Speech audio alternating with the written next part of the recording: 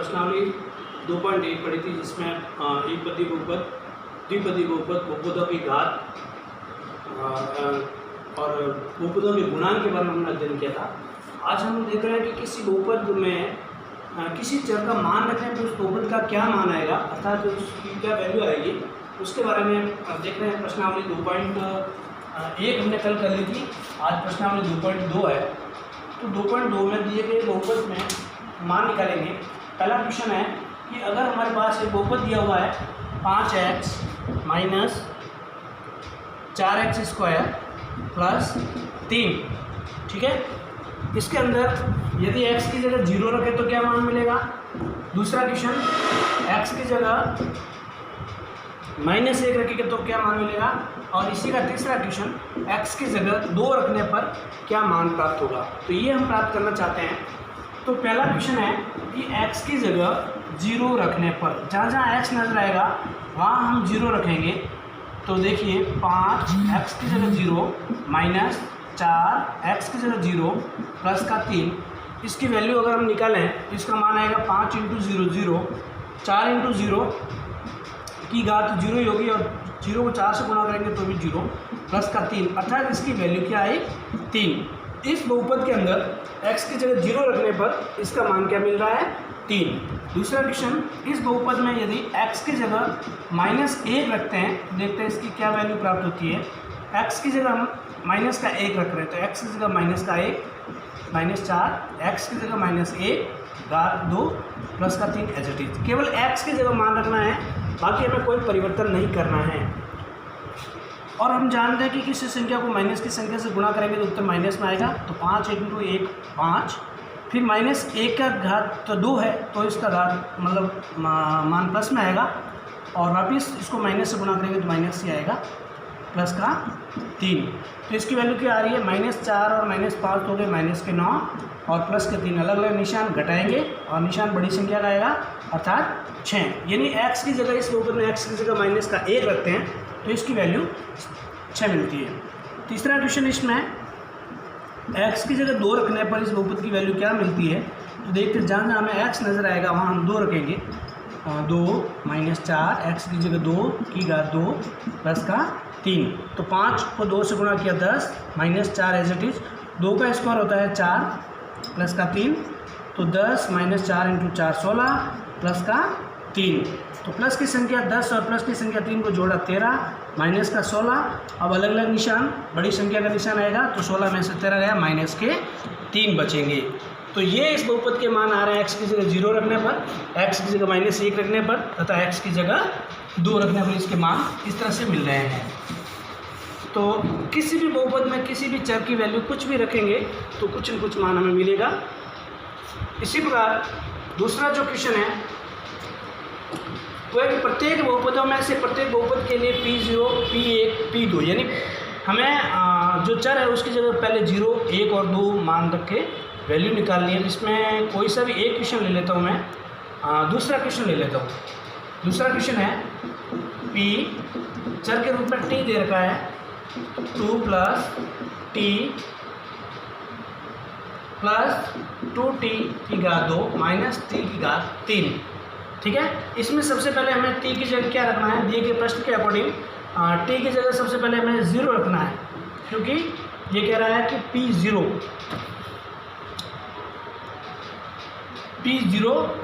क्या मानेगा। P0 यानी हमारे पास P के अंदर चर क्या है, T है, यानी हमें T की जगह 0 रखना है। तो T की जगह 0 रखने पर हमारे पास क्या वैल्यू मिलती है, देखते हैं। 2 + T की जगह 0 प्लस 2 T की जगह 0 माइनस T की जगह 0 की घात 3, ठीक है।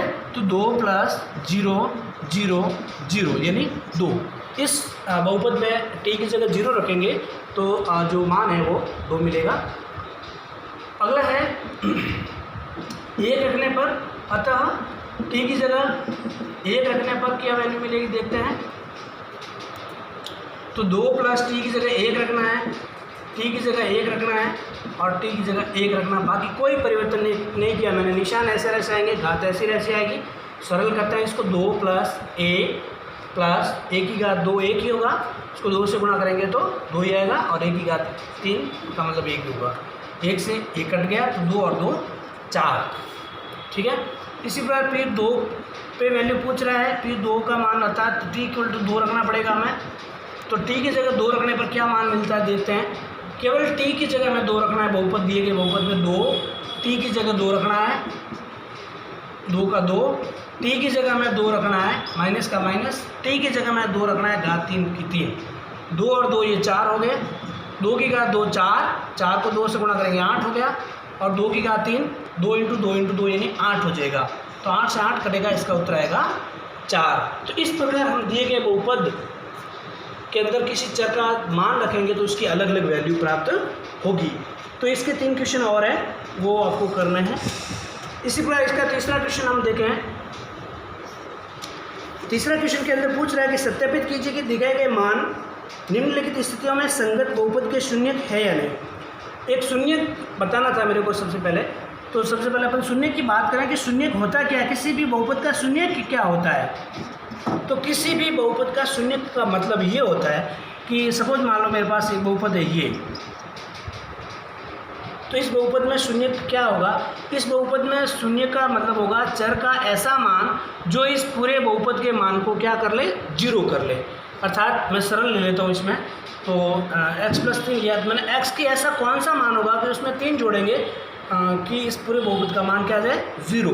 तो इस कंडीशन हम जानते हैं कि x की जगह अगर मैं यहाँ -3 रखूँगा तो -3 प्लस का 3 कट जाएंगे, इसका उत्तर क्या आएगा, 0। तो इस बहुपद में जो x का शून्यक होगा वो होगा x बराबर -3, मतलब शून्यक होता है उसका वह मान जो पूरे जो बहुपद का मान को क्या कर ले, 0 कर ले। इसका एक फॉर्मूला भी होता है। सपोज मान लो हमें इस प्रकार कोई बहुपद दे रखा है, रेखिक बहुपद, उसका शून्यांक निकालने का फॉर्मूला होगा, x का शून्यांक निकालने का फॉर्मूला होगा माइनस ऑफ अचर पद बटा x का गुणांक, बटा x का गुणांक, यानी अचर पद को ऊपर लिख देंगे और जो x का गुणांक है वो उसको नीचे लिख देंगे और माइनस में हो जाएगा।